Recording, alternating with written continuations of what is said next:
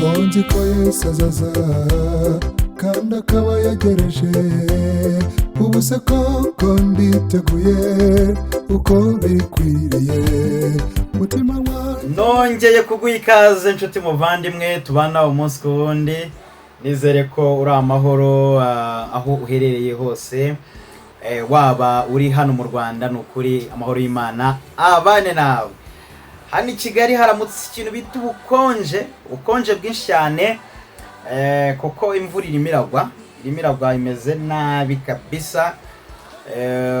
Tuvugana ni mu masaha y'isa 5 n'iminota 50 za mu gitondo, ariko ikintu bita imvura imeze nabi ni hahandi bavuga ngo hararya umwana ufite nyina. Naho ubundi ntago byoroshye kabisa. Abari i Kigali ngira ngo namwe murabibona ko hakonje cyane, hari imbeho kandi imbeho nyinshi, akavura karamukiye ku muryango. Nishimiye rero kongera kubana namwe, nongera kubasangiza indirimbo zasohotse uyu munsi. Nizo nishimiye kubasangiza, indirimbo zasohotse uyu munsi nizo nshaka kubasangiza, ubundi tukajyana kabisa tugasangira ibi byiza aya makorari aba yaduteguriye. Uyu munsi rero ni tariki 29 z'ukwezi kwa 11. Umwaka uragiye urashize. Umwaka urarangiye, urumva ko habura iminsi itari myinshi cyane, igera kuri 32 cyangwa se n'umwe, kugira ngo umwaka tube tushyize ku musozo. Urumva rero ko rwose ntabwo ari igihe kinini umwaka ukaba urangira. Uyu munsi rero ndagira ngo ngusangize amwe mu makorari yakoze indirimbo zigiye zitandukanye. Harimo korari yitwa Dukumbuye Ijuru. Dukumbuye Ijuru ni korari muzi hano i Kigali, yabarezwaga hari Ibyumba. Ni korari nayo yakoze ibintu byinshi byiza bigiye bitandukanye mu ndirimbo nyinshi cyane kabisa. Ushobora kuba warabonye mu bihe byagiye bitambuka, yabaga hari Ibyumba rwose ibikora neza cyane. Dukumbuye Ijuru rero uyu munsi bafite indirimbo nshyashya imaze umunsi umwe, indirimbo bise ngo ari hafi. Ariko Dukumbuye Ijuru ndimo mvuga noneho ni korari, ni bamwe mu baririmbyi nyine badukumbuye Ijuru, ariko ni korari Dukumbuye Ijuru noneho yo ibarizwamo hariya muri Leta Zunze Ubumwe za Amerika, ariko no mu Rwanda irahari. Ariko noneho yakoze indirimbo uyu munsi ni Dukumbuye Ijuru yahariya muri Amerika. Bafite indirimbo rero bise ngo ari hafi. Ni indirimbo nziza cyane, nziza rwose, nawe uze kugera kuri chaîne yabo uyirebe. Hanyuma abandi turaza kureba no korari bita Ubugingo Bushya. Ubugingo Bushya murayizi, waba utazi Ubugingo Bushya ntabwo bishoboka. Ucyumva izina Ubugingo Bushya uhita wumva Samuduha, kuko niho nyine ibarizwa. Bakaba bafite nabo indirimbo nziza cyane basohoye. Ubugingo Bushya basohoye indirimbo bise ngo nahuye na Yesu. Bati nahuye na Yesu rero ni korari Ubugingo Bushya yahariya ku itoro ry'Abadventiste umunsi wa 7 rya Samuduha. Abandi bafite indirimbo nshyashya ni korari nari nababwiye coming soon yabo yari yasohotse mu cyumweru gitambutse, korari bita Abavandimwe hariya mu Gatsata, aho bari bafite indirimbo nshya rero yasohotse. Iyo ndirimbo bakaba bayise Nzazamurwa. Yego, bafite indirimbo bise ngo Nzazamurwa. Ni indirimbo nziza nkurarikiye gukurikira, ukajyana na korali abavandimwe yo mu Gatsata. Hariya bafite indirimbo nziza kabisa, ifite amashusho meza yakorewe n'ahantu heza, banambaye neza, aho bagize bati nzazamurwa. Turaza no kureba rero ku muhanzi Bigirimana Fanuel, mushuti wanjye hano Kigese, aho yazanye indirimbo nshyashya muramuzi mu ndirimbo zigiye zitandukanye harimo Inzitava. Uyu munsi rero ho yavuze ati umutaka udasaza. Umutaka udasaza ni uwuhe rero? Muraza kumva mu ndirimbo ye nshyashya yise nyine umutaka udasaza. Ngira ngo nabo ngabo nabashije kumenya tugiye kuganiraho, hanyuma ubundi nkabasangiza kuri izi ndirimbo zabo nziza cyane zigiye zitandukanye. Icyambere, niba utarakanda subscribe my dear, rwose reka dufata akanya gato cyane urebe aho hasi handitse subscribe uhakane.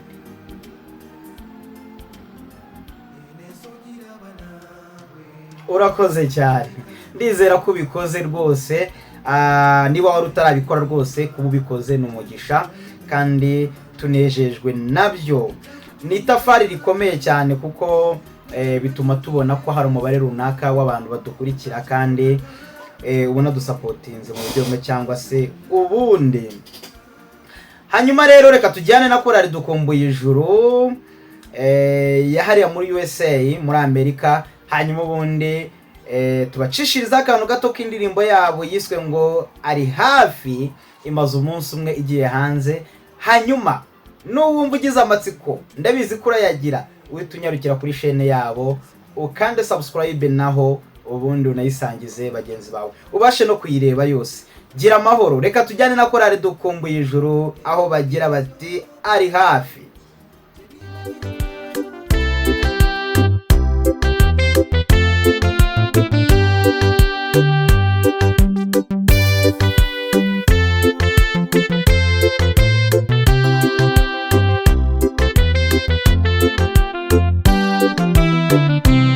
Konzi ko Yesu azaza kandi akaba yagereje, ubu se koko nditeguye uko bikwiriye. Mutima wanjye we reka kurangazwa n'iby'isi, tumira Yesu uwo ugiye kugaruka. Ari hafi cyane uba mugiye kuza, nagiye gisigaye w'Imana yumve hose. Ariko biteguye abatazatungurwa, abameshe imyambaro yabo mu maraso ye. Yesu ari hafi cyane uba mugiye kuza, nagiye gisigaye w'Imana yumve hose. Ariko biteguye abatazatungurwa, abameshe imyambaro yabo mu maraso ye. Yesu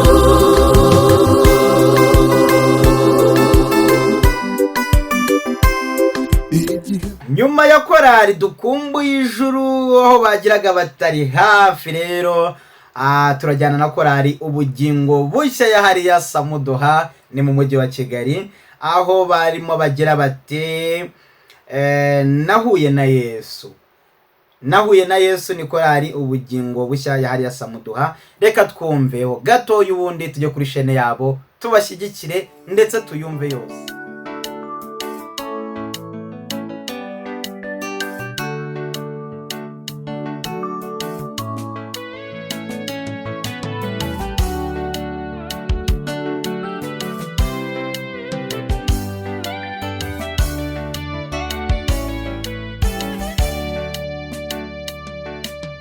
nahuye na Yesu ubwo nari ndemerewe umutwaro w'ibyaha byinshi, mbuze uko nigira. Andeba n'amaso y'impuhwe ankora ku bitugu, aca ingoyi yarimo shandugura umubabaro.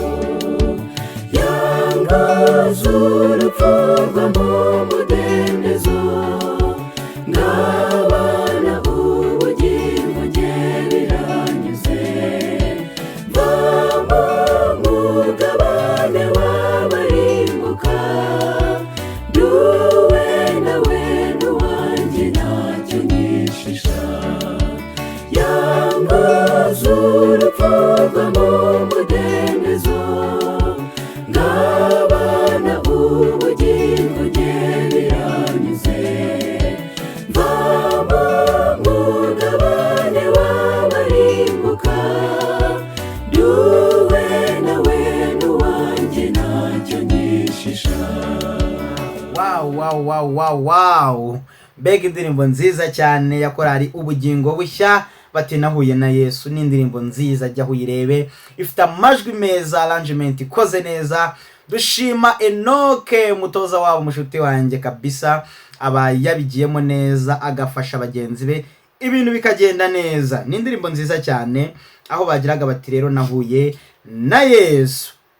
Hanyuma rero turajyana na korali abavandimwe hano mu itoro ry'Abadventiste umunsi wa karindwi rya Gatsata, aho nari nababwiye nari nabashyijeho coming soon yabo. Ya coming soon yabo rero uyu munsi indirimbo yaje, indirimbo nziza cyane, ni indirimbo bise ngo nzazamurwa. Ni indirimbo nziza ya korali abavandimwe hano mu Gatsata.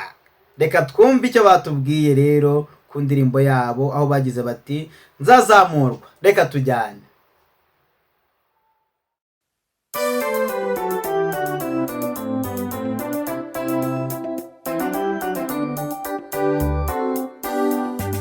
Mbega iby'urugendo tuzagenda umunsi umwe tuzamurwa mu ijuru kogagira ikirere mu mababa yaratuvuye muri iyi si. Mbese ujya wiyumvisha iby'uru rugendo bintera kwifuza kujyayo mu mababa nk'ay'abamarayika, ku mafarashi yaka umuriro, uko nzicara kuri ibyo biremwa nuko nzaguruka simbizi. Icyo nzi neza nuko nzazamurwa mu ijuru, nzazamurwa iwabo w'abera, nzatuzwa ibudapfa, nzasezera kuri iyi si y'imiruho y'iwabo w'abera. Indirimbo z'urufaya zizaririmbwa imbere y'intebe y'umwana w'intama, nimbona ngeze mu ijuru nzanezerwa bihebuje. Ariko narababwiye ni kabisa, hari abantu bafite impano. Murabona ko abantu banabateguriye ni abantu bafite impano. Iyi ni korali abavandimwe ya hano mu Gatsata. Hanyuma rero turajyana dusoza na Bigirimana Fanuel wahariya Kigese, ni mu ntara y'Amajyepfo hano hafi ahangaha ariko ni Kigali. Abantu benshi burya bakorera i Kigali baba hano ku Kamonyi, mu karere ka Kamonyi hano i Kigese. Ibishenyi ubwo katira mu ruhande rw'ibumoso, nibyo mu ruhande rw'ibumoso uzamuka gatoya uhita uhagera rwose. Ni ahantu hafi cyane ukatiye hano kuri gare ya Bishenyi, ni mu karere ka Kamonyi. Niho Fanuel Bigirimana abarizwa. Yatuzaniye indirimbo rero nziza cyane nyuma y'indirimbo yigeze gukora yitwa ngo Inzitava. Uyu munsi rero ubwo yatuzaniye indirimbo yise ngo Umutaka Udasaza. Nuwe mutaka udasaza rero, aho yagize ati abantu dukenera imitaka, ndetse umwana akivuka babyita gukosha, baradakosha ariko bakanazanamo n'umutaka, bakazanamo umutaka ura witwikira mu gihe cy'imvura. Nkuko nababwiye ko i Kigali hari imvura, uyu munsi turi gukoresha imitaka, ariko nanone no mu gihe cy'izuba, mu gihe tuvuye mu minsi itambutse nabwo twakeneraga imitaka, izuba ryinshi ritwotsa. Reka twumve rero icyo yari byabihuje n'ibya mwuka. Twumve Bigirimana Fanuel uzwiho kwandika indirimbo zimbitse kabisa, zitarimo amagambo y'abana, ahubwo indirimbo wumva zifite ikibwirizwa cyiza cyane, cyangwa se ubutumwa wumva kabisa bujyanye n'igihe tugezemo. Reka tujyane na Bigirimana Fanuel.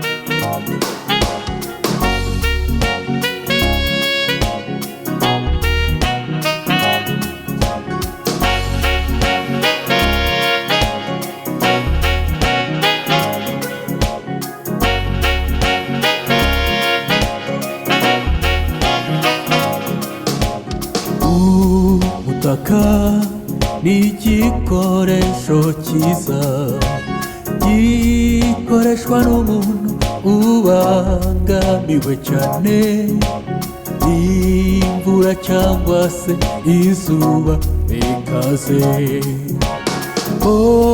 N'umwana uvutse bamugurira ubutaka, kabone niyo yasaza azakenera kwitwikira. Urugendo rukeneye umutaka, umutaka udasaza itugera Yesu bw'amugane turizamu turisako yigeje wangira umutaka udasaza itugera Yesu bw'amugane turizamu turisako yigeje. Arakoze cyane Bigirimana Fanuel, aho yagiraga ati umutaka udasaza ngira ngo uranyuzwe. Indirimbo zose nakurangiye n'ukuri ni nziza, harimo yadukumbuye ijuru family choir yahariya muri USA muri Amerika, aho bagiraga bati ari hafi. n'indirimbo nziza, jya kuri chaîne yabo uyisangize n'inshuti zawe. Indi korali twarebye n'ubugingo bushya yahariya Samuduha, aho bagize bati nahuye na Yesu. Nahuye na Yesu ni indirimbo nziza cyane yakorari nyine ubugingo bushya yahariya Samuduha, ni hano mu mujyi wa Kigali. Abandi ni abavandimwe twarebye bahariya mu Gatsata, aho bagize bati nzazamurwa, korali nziza cyane iririmba neza. Hanyuma rero dusoje na Bigirimana Fanuel, aho yagiraga ati umutaka udasaza, ni wa hano mu nkengero z'umujyi hano mu karere ka Kamonyi ahitwa Ikigesi. Gira amahoro rero, nizere ko uguwe neza. N'ukuri ibi bintu byose tubikorera mwebwe kugira ngo tubasangize amakuru, ubutumwa bwiza bugere kuri benshi. Uwa mbere rero mu gusangiza abandi ubwo butumwa, nubwo waba utavuye iwawe, ariko hari aho bigera kandi bikagira n'akamaro kanini cyane kuri benshi badukurikiye. Wowe rero utabonye uburyo bwo kudusangiza indirimbo, watwandikira kuri WhatsApp 078 0439 iyo nimero rero watubwira indirimbo yanyu nshya yasohotse tukayisangiza inshuti zawe, cyangwa se waba ushaka kuza muri studio hano ngo tugukorera amajwi, nabyo twabigufashamo, ndetse no gucuranga n'amavideo meza cyane, tukugira inama y'ukuntu byagenda, tukanakurangira n'abantu babikora neza kandi bizewe. Gira amahoro y'Imana nabane nawe, isabato nziza, ku myiteguro myiza y'isabato. N'ukuri mugubwe neza kandi ndabakunda, murabizi umunsi ku wundi tuzajya tubana. Mugira amahoro.